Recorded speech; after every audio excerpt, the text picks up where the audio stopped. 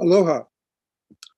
My name is Roger Jellinek. I'm Executive Director of the Hawaii Book and Music Festival, and it's my pleasure to introduce Patrick Sullivan, who's not only the founder and president and CEO of Oceanit, but he's also one of our major sponsors for our innovation program, of which this is part.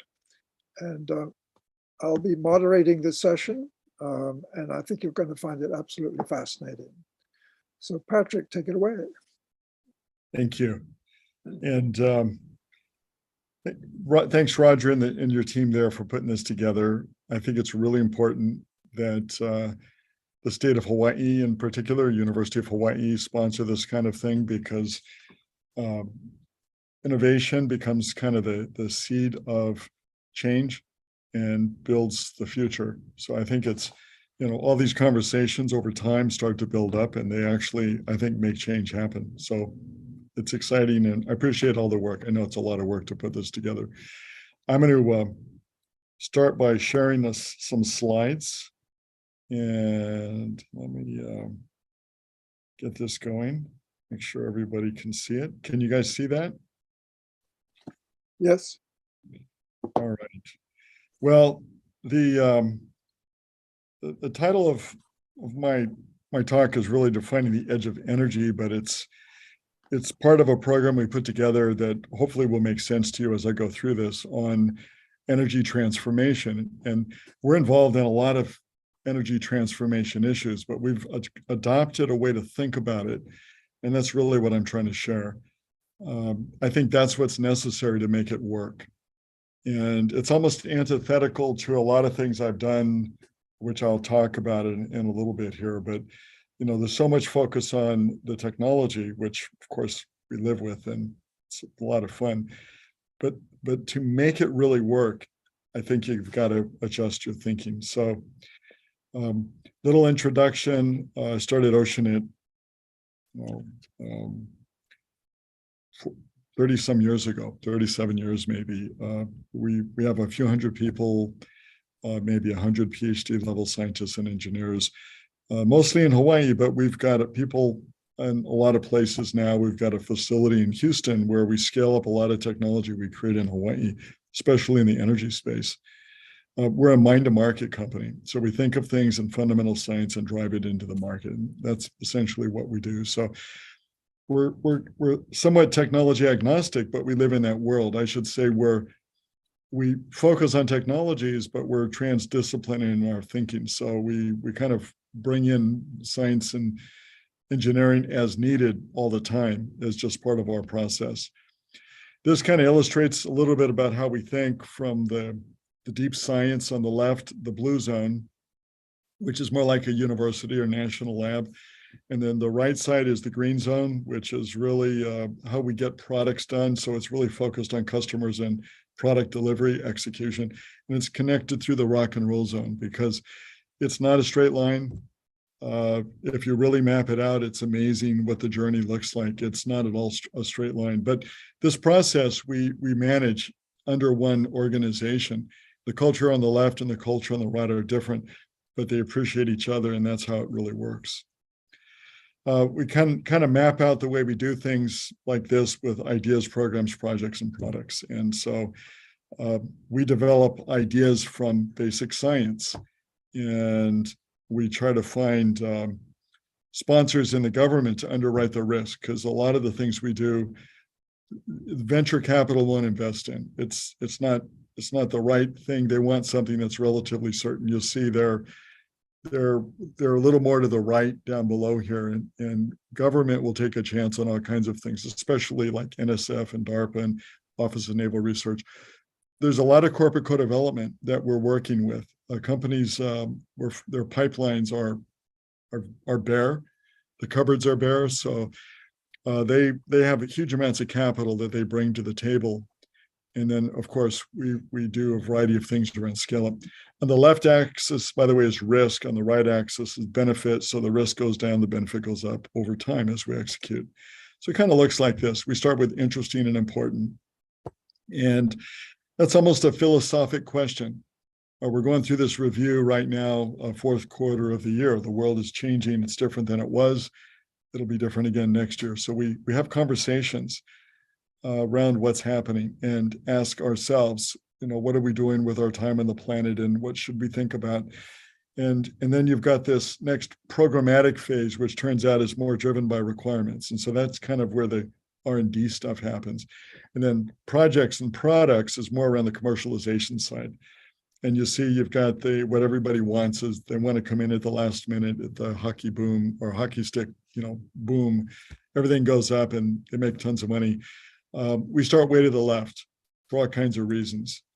But it turns out that's one of the unique things about what we're doing. And I think part of the reason for that, of course, is we're in Hawaii. So we've got to start with the fundamentals, but we're actually quite good at this.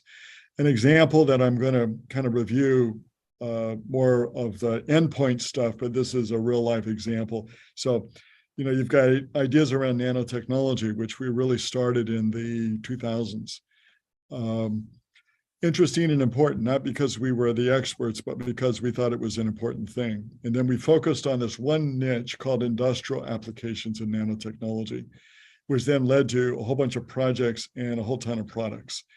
And so, and then on top of this is this issue or environmental concern, which, we're acutely aware of, climate change and the climate crisis. And what do we do about that? And it's something we've talked a lot about, and we are working on carbon sequestration, carbon capture. There's all kinds of things, but the real issue is how do we go faster and how can we be more effective? And then again, another lens to look at things through is this renewable energy lens. So when I really step back, I look at, in my personal experience, I spent a decade in the renewable energy space. I spent, for example, on the first operating geothermal well, HGA, I think, 1 in Puna. I was a graduate student. I was in the pit with a fire retardant suit when we turned it on, and the cofferdam, everything moved up about a foot. And I jumped out of the pit. The question at the time is, there a sustainable heat resource? People thought it wasn't sustainable, wasn't high quality heat. That was the thesis we were testing. And turns out, of course, there is plenty of heat. Also, 40 years ago, I had a paper on hydrogen, and someone in the state reminded me the other day that they found a paper that I worked on or wrote about 40 years ago. And I thought, so what's different from, the 80s to what's going on today? And how have we grown to learn what to do and how to think about it? Because the idea around renewable energy and what we want to do is still there. But the question of why hasn't more happened? The state of Hawaii, for example, was really a leader in a lot of renewable energy work. You had a lot of funding coming from the Senate. The university started the Hawaii Natural Energy Institute. We started the Natural Energy Lab, NELH, of Hawaii, which has become NELHA on the Big Island, to do OTEC. These were big ideas, really big ideas, which were of national and global stature. And yet here we are, 2022. So what's become of all this? Over in the upper right, you've got this small scale hydro. I did a lot of work on hydro in Hawaii. You've got hydro. The place used to run on hydro, by the way, when the plantations were here. And there's all this old equipment in the jungles all over the state. I went through all that stuff. Personally, was out there, worked on pump storage hydro, lots of photovoltaic. Windmills, my God, the first windmills out of Kahuku were massive. All this was going on here. And so then, what's happening? And so you got to really step back and ask the right question. And really the question is, what's the business of energy? The business of energy, unless you're going to dial that in, you're not going to bring the technology to the real world. And I think that's part of the challenge and what we didn't get back then and what I believe we get now. These books, the first one, the prize, both Pulitzer Prize, and this guy, Dan Jurgen, is considered one of the most knowledgeable guys in the world in this subject. These are fascinating books. But Oil, Money, and Power, and this whole thing around energy and security and power. Here we are, 2022, and Russia is invading Ukraine and turning off the energy to Europe. Things are still the same. This is the world we've got. And unless we deal with this, we're not going to be successful transitioning to other kinds of energy. So I think it's necessary to kind of understand this.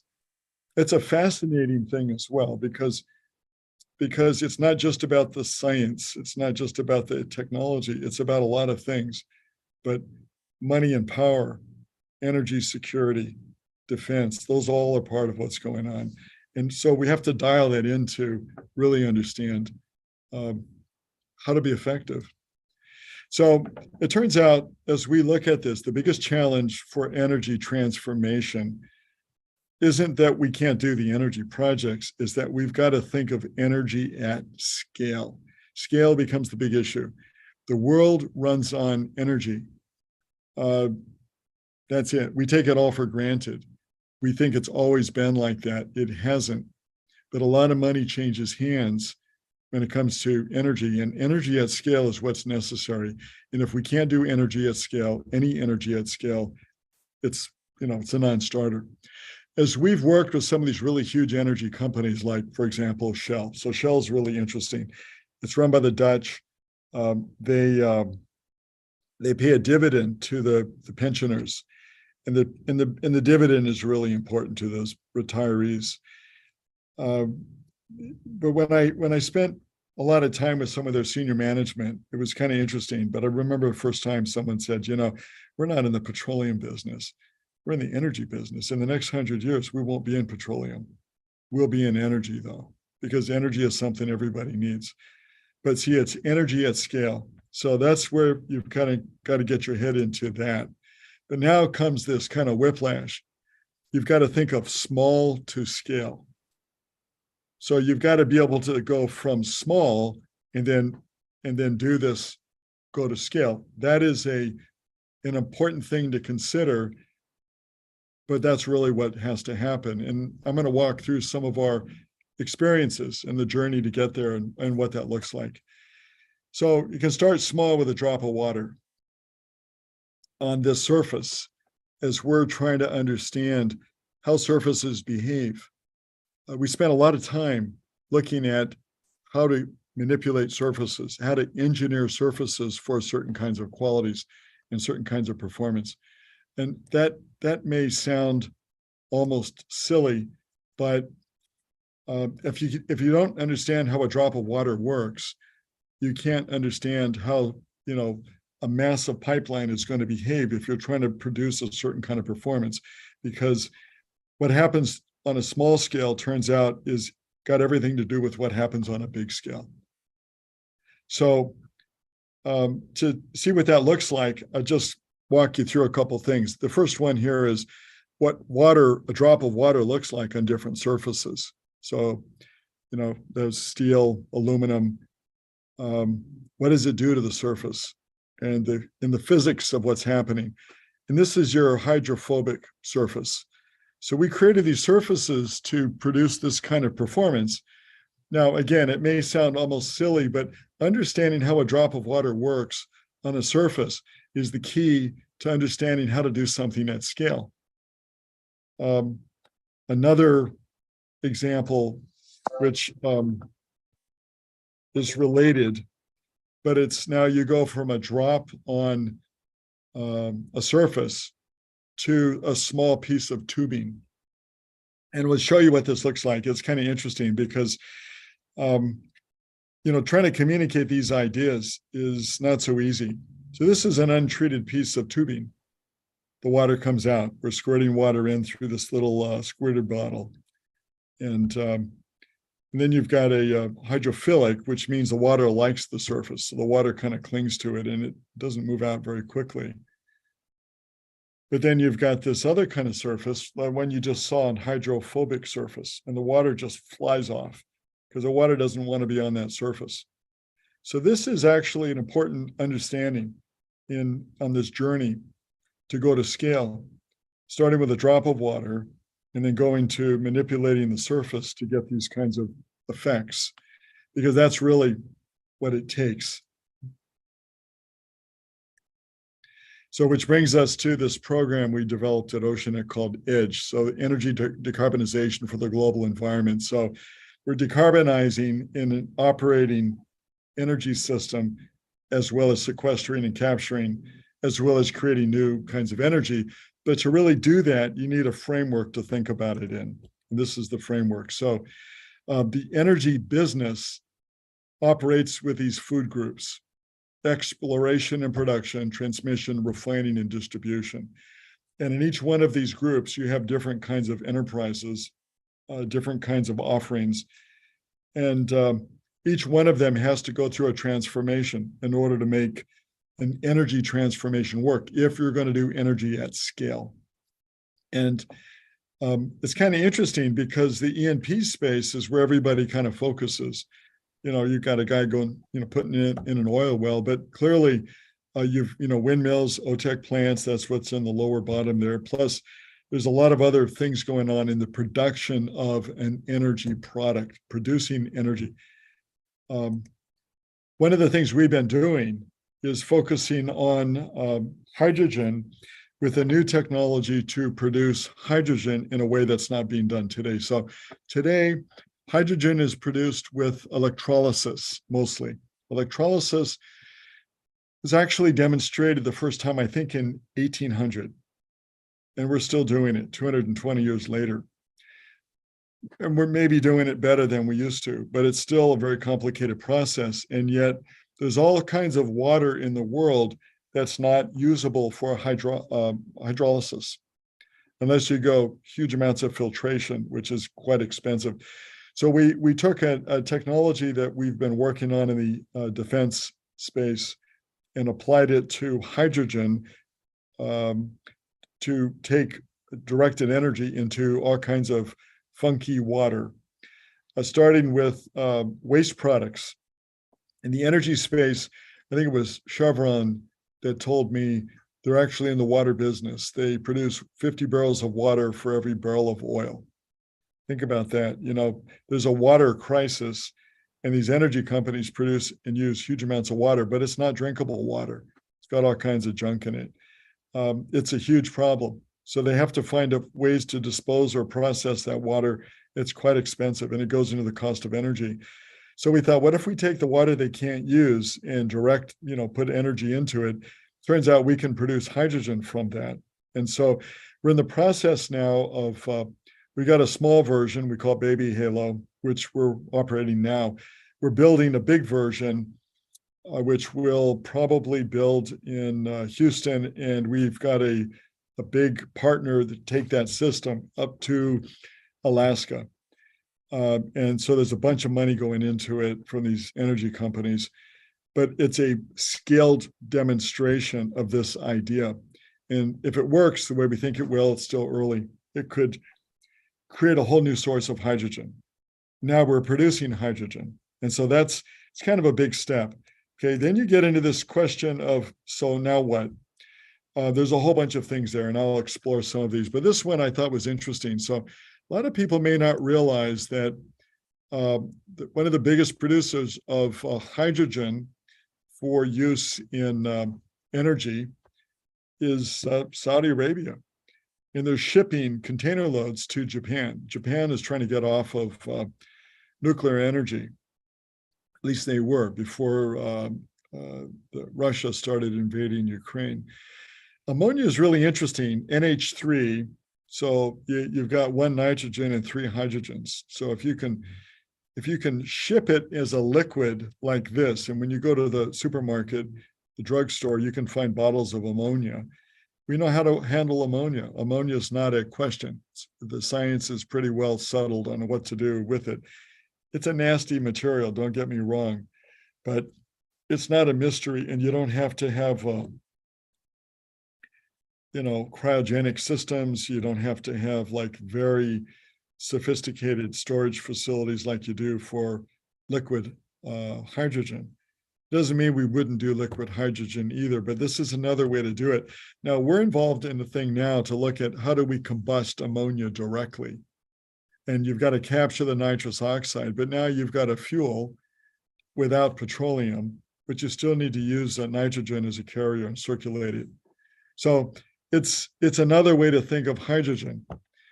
Okay, now you get into more traditional distribution systems, which I thought I'd review. So we started, during the Obama administration, believe it or not, on how to stop methane from leaking. And we did this project with Chevron was the partner, and we produced a nanomaterial that would go on the inside of a pipeline and stop methane from leaking. And I just off the top of my head remember that we were pressurizing those lines up to 8,500 pounds. No methane was leaking. And we could go with old pipes and treat them, and it worked quite well. It was pretty remarkable. And then, of course, the Trump administration came in, and all those programs stopped. But by then we had produced a really interesting material, and we started to explore what to do with it. It turns out, you saw what it does in reducing drag.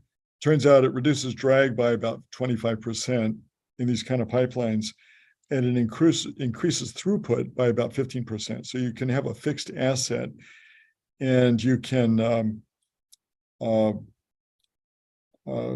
upgrade it in place, and you get a lot more out of it than you could before without changing the size or anything else. So this was kind of interesting.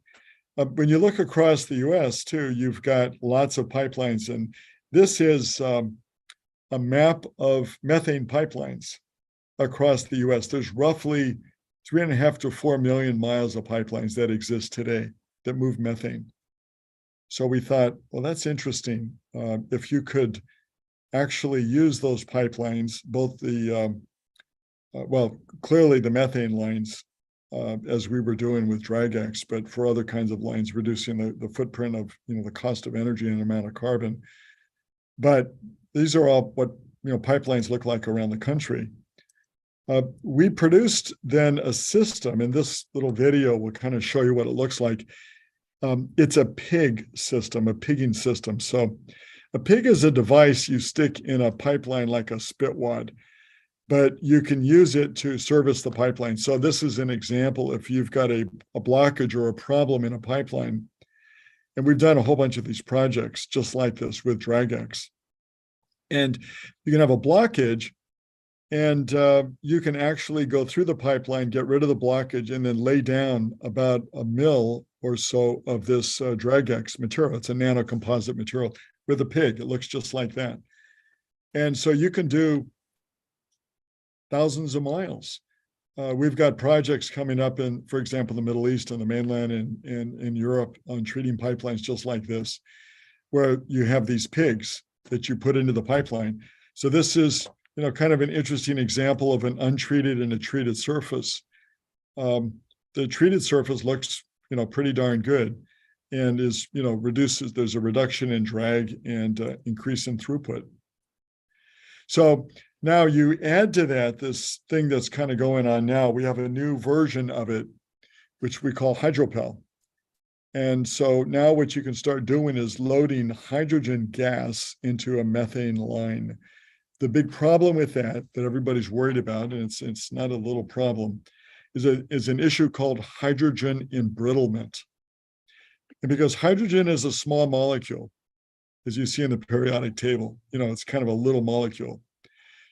And that hydrogen molecule, turns out, gets into these metal spaces on metallic surfaces. And when you get enough in there, it can work the metal loose and pop it open. That's called embrittlement.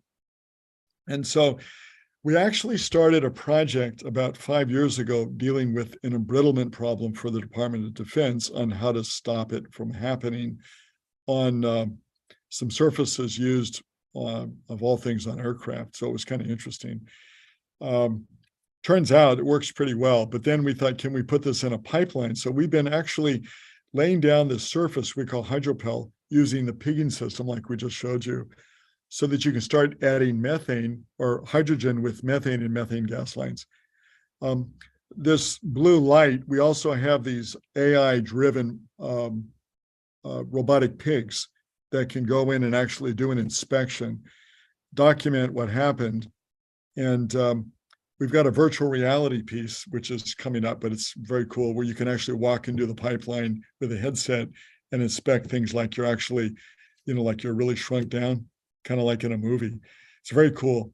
But we've created all this technology. And so we're working with Hawaii Gas here on some of this, and they've been very forward leaning in doing this, because think about it, if you displace methane by 15-20%, that's quite a bit less carbon, and it's doable today. And these are the kind of steps that can be taken right now to make a difference when it comes to this energy transformation. It's not so much a switch as it is steps that take advantage or build the infrastructure. And like in this case, you could rebuild all those 3.5 million miles of pipelines to add or to use them for hydrogen, or you could treat an existing pipeline, which is relatively inexpensive. And now it's able to do that. There's plans in some areas as we've looked at emerging technology for the combustion world to move in the direction of more and more hydrogen. And so it's an interesting transformation that's going on. Which brings me to this next area around refining.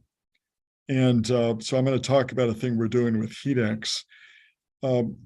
Whether it's a refinery or a power plant or a nuclear plant, any thermal power plant in the world uses a heat exchanger. And that's pretty much across the whole planet. And there's a really basic problem with these heat exchangers. They become fouled. So if you look at, like here in Hawaii, the power plant on the west side, it uses seawater to cool the system. It just, water goes in, there's some heat, and water goes out, and that's it. But the water is a little warmer when it goes out. But it fouls. It fouls within 3 to 6 months, and it's got to be shut down and cleaned. So it's a chronic problem, and it's a problem everywhere. This gives you kind of a little bit of an idea how a heat exchanger works. But basically, on the left, you can think of that as seawater going in, cool. And this top, you've got a warm gas or something. And on the other side, the gas is going up. It loses heat, but the water going out gains heat. But see how these tubes plug. And the tubes that plug is a problem because it makes it very inefficient. And what we discovered is that we can make them a lot more efficient by just adding a thin layer of this nanomaterial that we designed and developed for power plants. And so this has been really fascinating because these power plants, when we do this, are operating at a much higher efficiency. And that saves carbon, saves on energy. Now, this is a picture of a heat exchanger. They're rather big. Unless you're in the heat exchanger world, you wouldn't quite know this. This picture here is, if they can be transported on an 18-wheeler or bigger, that's what happens. They're quite large. You need cranes. I think this is one that we treated for the North Slope of Alaska with a company called Eni, which is the National Energy Company of Italy. Way, way more efficient, low cost. I think it's their new standard. And so all this was developed here, but the market is really global. But heat exchangers turns out, are extremely important for pretty much any kind of process that you can imagine. Making them run more efficiently immediately saves carbon and cost and fuel. Here's a picture of the power plant on the west side. It hasn't needed cleaning for over 5 years for the tubes that we treated. And that's that's remarkable. We've got projects coming up. We're going to deploy it's like a couple gigawatt worth of a power plant in India. The water coming from the river that they use to cool is so fouled, it makes it almost unusable. It's surprising how bad the water is there. Here, the water's pretty good, but still 3 to 6 months, you have marine growth. It's that problem everywhere. The Savannah River in Georgia for nuclear power, everywhere this happens. So I thought I would, as I kind of close and hopefully there's some questions and comments here. I'm reminded of this, an inconvenient truth, the good old Al Gore. If you haven't seen this data from this guy, Keeling, who started as a grad student at Mauna Loa, I think, collecting data. 1958, carbon keeps going up. It's a real problem. The globe is warming, and we have to do something. There isn't a question about it. But from a context standpoint, I put this up here. When I was in college, and that was a while ago, there was a book that we read called The Limits of Growth by this group called the Club of Rome. And this was a big deal because the conclusion was there's a scarcity of resources and population is going to keep growing and we're all going to starve. And it was a serious matter. I think a lot of people were quite upset about it. But then what happened was technology. And I think that's where we are now when it comes to climate. I think there's a lot of technology that can be brought to bear. We need the right perspective to bring it to scale. But I'm an optimist, and I think we can solve this problem. So if you're interested, I have a book. It's on Barnes & Noble and Amazon. It talks about how we think at Oceanit, but it gives you kind of a framework for how we go about looking at these problems. So you might find it interesting. And I would be delighted to answer questions. Please put your questions in the chat. Patrick, I have one right off the bat, which is on HeatX. It's been incredibly successful with HECO. Can you give us an idea of the savings that they have made on that? Well, they can save for that particular operation of that heat exchanger. It's about 7 to 10% of the energy cost. And when you, like, there's a one we just did in Houston for Exxon, and that one, well, because we're also doing the outside, it's a refining for jet fuel. It'll make it probably 20-25% more efficient. So for Hawaiian Electric, it saves them a lot of money. Probably, I would guess, $500,000 a year. So just for that one, if you did it across the whole facility, it would be more. That's one small heat exchanger. And it's, the plant has a whole bunch of heat exchangers, so each one needs to be treated. They all have that problem, but it could save them a bunch of money. Well, that leads to another immediate question, which is, here you have a demonstration project that's been successful for literally 5 years. You'd think that every utility in the country, if not the planet, would be running to you to have their heat exchangers treated. Yeah, how come not? It's a great question. It's kind of a classic crossing the chasm problem. Jeffrey Moore wrote this book. It's a classic book for all tech folks. If you ever want to know, it's nicely done. But basically, so we did this experiment, but as an early adopter, I don't think we have the full attention of the C-suite and what it means to the bottom line, but they may not be an early adopter. And by that, I mean, they're not driven to try something. They're part of the group of organizations that own the franchise on energy. And so Hawaiian Electric clearly, has a monopoly in the state. So the incentive to change is hard to realize. And there's some good people over there, but they've kind of, the status quo is where they probably focus. And of course, they want to keep the power lines up and make sure that if there's a hurricane, people have power and things like that. But they will come around to it. The ones that are really pushing to go faster, and the ones that we're working on and the ones we've been doing, they have a huge problem. And this one power plant, it's like a gigawatt worth of power in India. We've been told it was like a design build, and they can't turn it over because to turn it over, it has to run clean for like more than a week or something. And they can't even do that because the quality of the water coming in the river is so bad that it's fouling so fast that they're nowhere near their specs.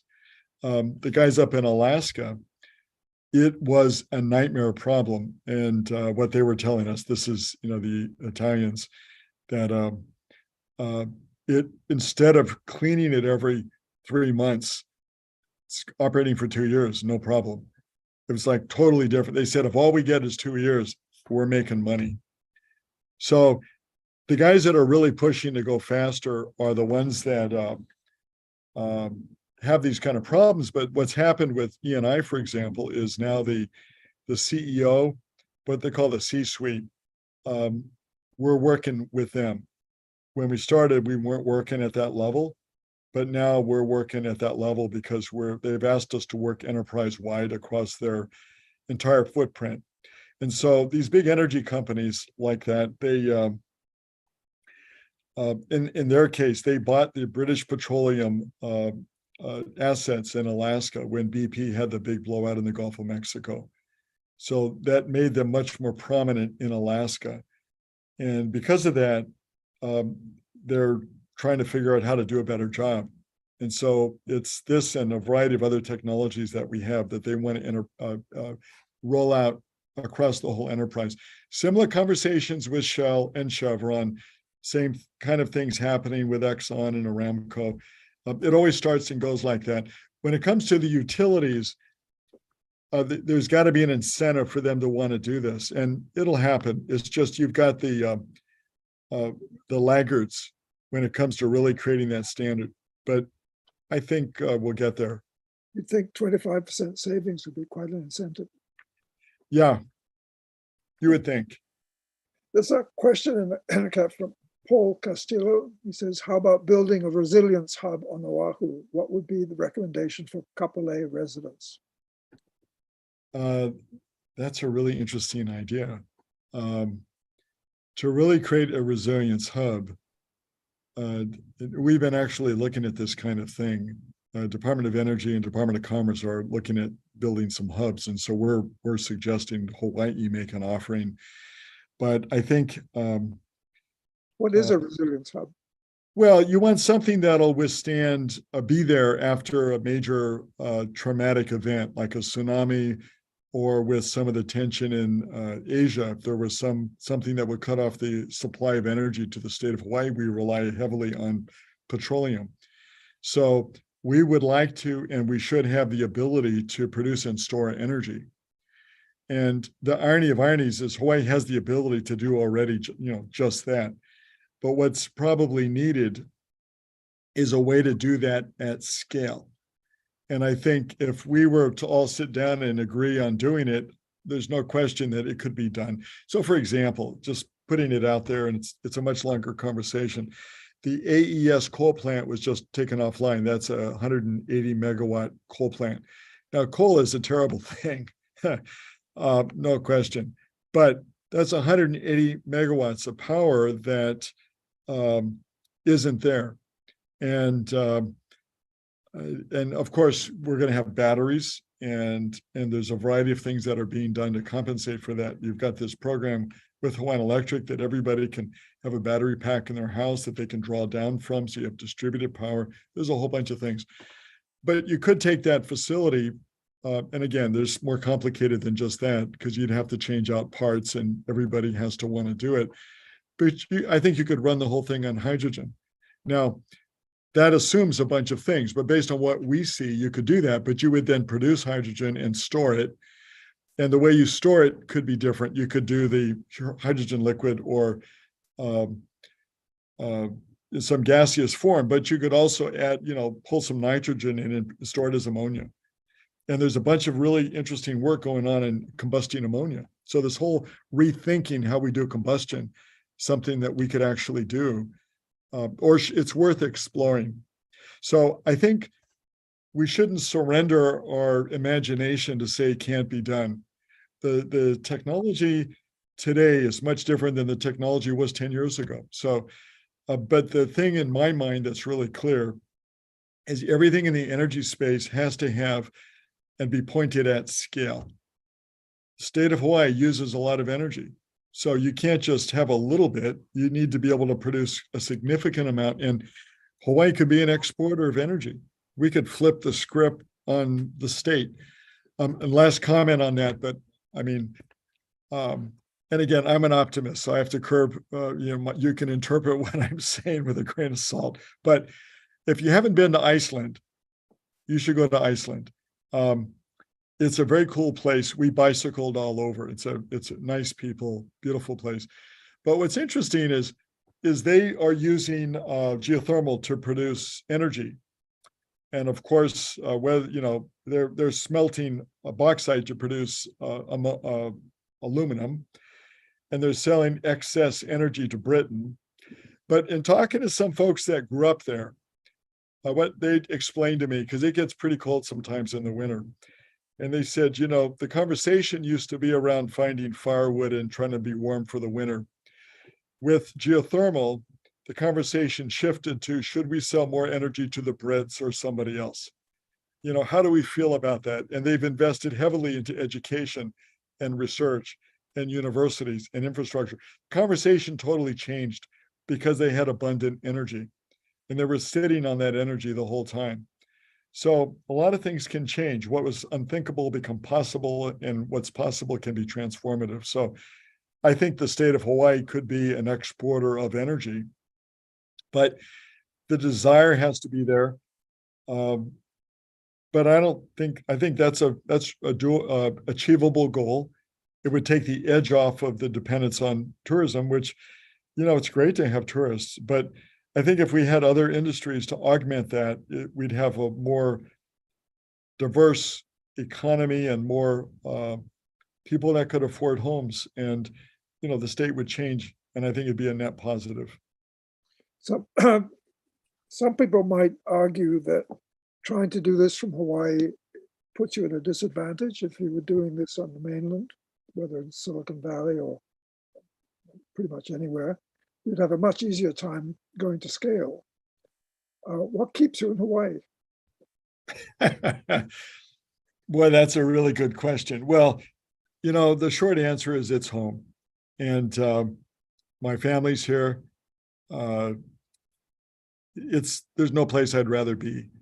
It does have its own challenges, but I think the people of Hawaii are amazing. The environment is incredible. But it requires that we think differently. So we like to think, life would be easier in Silicon Valley, and in some ways it would be, but life itself might not be better, at least for me. Life is best here, I believe. But to really do these things, we've had to change the way we think from Hawaii to the world is kind of our mindset. And so once you adopt that thinking, we don't feel confined to where we live. We just love where we live, but we see the world as our market. And yes, the state of Hawaii sometimes can be challenging to move forward for all kinds of reasons. A lot of it is because it's so nice here. But see, what we're doing is moving out across the planet anyway. We're not waiting for Hawaii. So we would encourage Hawaii to get on board. And I'd be all for that. But we're not angry, and it's not holding us hostage or holding us down. The global market is where we're focused. We create the fundamental science here in Hawaii. We do some limited scale up, but we're doing more scale up in Houston and building big machines in warehouses. Interesting, the guys we have there are from Hawaii too. It's the culture. And they have to work all over the world too. But a lot of them want to come home or be here, but they want to be there too, because we're building energy and trying to change the world. And so they're excited to do that, but they're here all the time. So we look at Hawaii as the place to be. I wouldn't want to be anywhere else. It's interesting you say it's the culture. That's Well, it's not immediately logical to. Let me explain. It's a really good question. And it goes to this question of scale up. And when I say culture, this is exactly what I mean. I mean, the people here are, of course, very open and giving in a lot of ways. So the people here are amazing. But when we send people from Hawaii, we did this project with Shell. I mean, this is a true story. So we produced these after the blowout of the Macondo well in the Gulf of Mexico. It was a failure of this problem of steel and cement. The interface was weak and it broke apart. So Shell, which was worried about some very aggressive wells that they were doing kind of randomly, it's a long story, but asked us could we develop a surface that would increase the bond strength between steel and cement? And we did. We produced an increase of 100%. And these are like small samples. And so we had really good data. We showed them the data. We sent it to Houston. We sent it to Amsterdam. We sent it, all the labs tested it. It was all very good. They said, okay, now can you make it, scale it up? And we said, well, yeah, sure. What do you want, like a foot? They said, no, we've got a well in Pennsylvania. We need to put in 6,000 feet of steel casing with your treatment. And it's got to be done in less than 3 months. And so we'd never done anything like that. So we said, sure. And we had to create a makeshift factory to produce a nano treatment on steel casing in Pennsylvania, in the middle of nowhere. And so what I told our guys from here, they're mostly local folks that grew up here, but they're highly educated. They're very bright. I said, look, just bring aloha, because you're going to work with all these different people. It's not about the science now. We know we can do it, but you're going to implement this, and you're going to have truck drivers and welders and forklift guys and all these other people, a whole eclectic group of people. So I said, think of your aunties and uncles and all the crazy people that come over at Thanksgiving and Christmas. And I said, it's kind of like that, but just be who you are. Be comfortable in your own skin, get to know them, because without them, you can't be successful. And they crushed it. It was amazing. And so the results of that well, as Shell was telling us, they tested it, and they didn't even share the data in the first month and a half. Turns out the bond strength was consistent and better than anything that they had seen. They were really blown away. Then they said, okay, now the real problem. Said, what do you mean? We just did this thing. They said, no, can you build us a factory in Houston for this steel casing going into the Perdido, which is this very deep, aggressive well. It's a joint venture with Shell, Chevron, and British Petroleum. And so we said, sure. So we literally, with the same crew plus some others, we literally built a factory in Houston.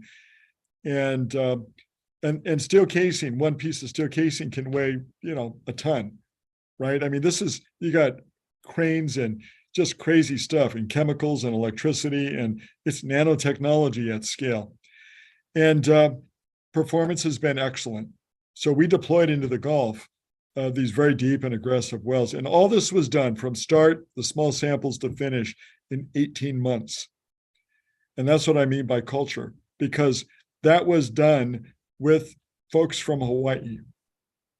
Very smart, but they just had to deal with things on the ground, with people and places and the cultures of the world that we work with.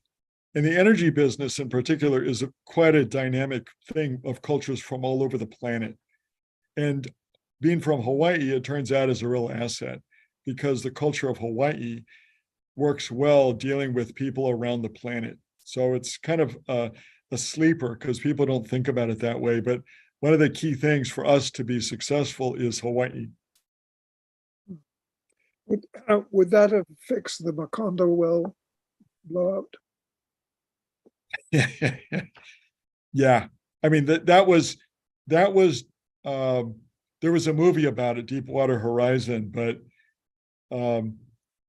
there was no technology to do that. What we did, it didn't exist. The guy from Shell said, I've been asking our guys, I said, why were you asking us? This was a meeting in Houston. And he said, I got 2,000 guys with PhDs here, and every year I ask them, and every year they do something, but I've never seen anything practical. And he said, that's my problem. He said, so if you guys are as good as I hear, do this, and you got a customer for life. Well, and capital's not the problem. What do you need, right? If you can do this, and that's kind of what we discovered is the ability to think and bring agility to move from that, the blue zone to the green zone. That's a skill. But this energy at scale is what we demonstrated to go from nanotechnology, in that case with the steel casing, it's all nano treatment on steel casing and get it deployed at the bottom of the ocean in the Gulf of Mexico. What about fracking? Well, yeah, fracking is kind of a nasty business, but you can Make it safe.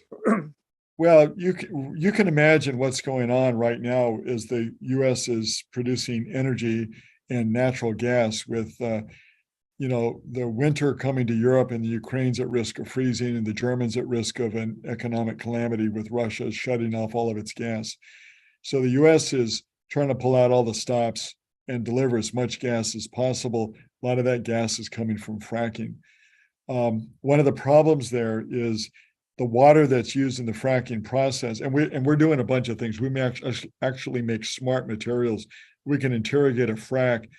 We developed all this technology here in Hawaii, so that's the irony, and it's being used as a smart material to interrogate what's going on to make it more efficient.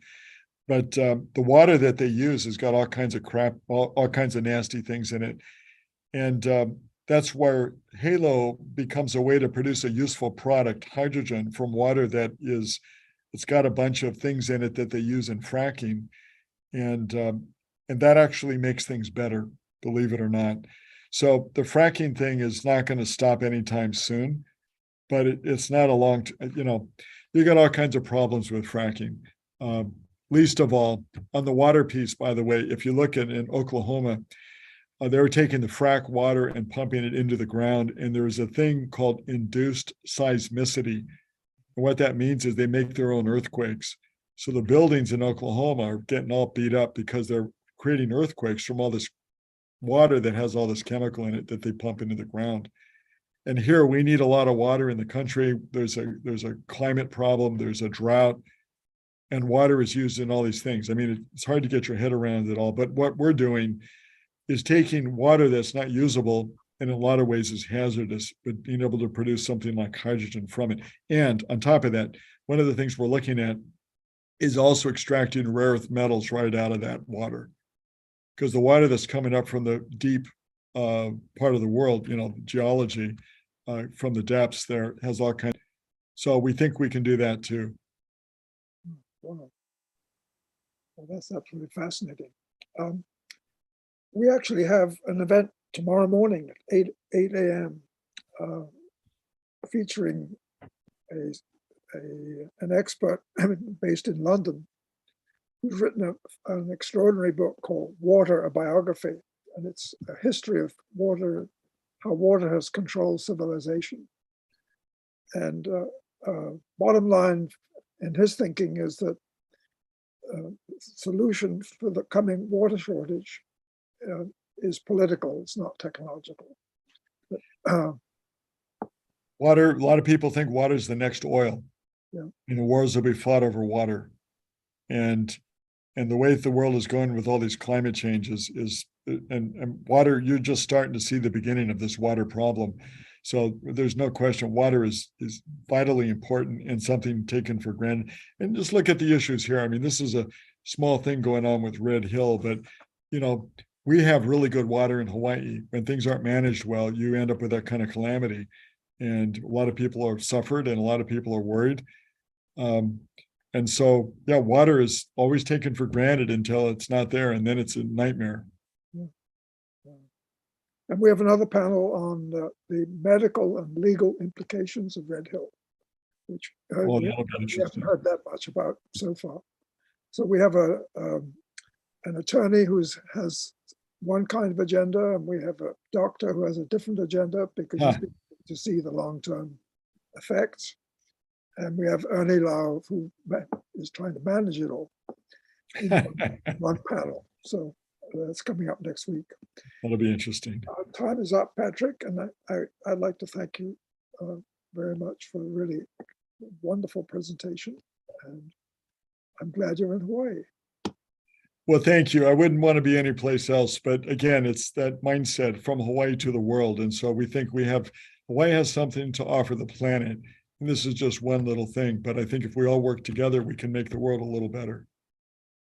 Terrific. And then I have a final appeal, which is we are absolutely determined to be in person next year. It takes a lot of funding. And we're having a fundraiser on January the 26th. And please put it in your calendar. Okay. Be reminding everyone endlessly from now to the end of this month. Very good. Again, Yeah, look forward to the in-person part. thank you so much. All right. Aloha. Thank you, Roger, and your team. Thank you guys for doing this. It's great. Appreciate it.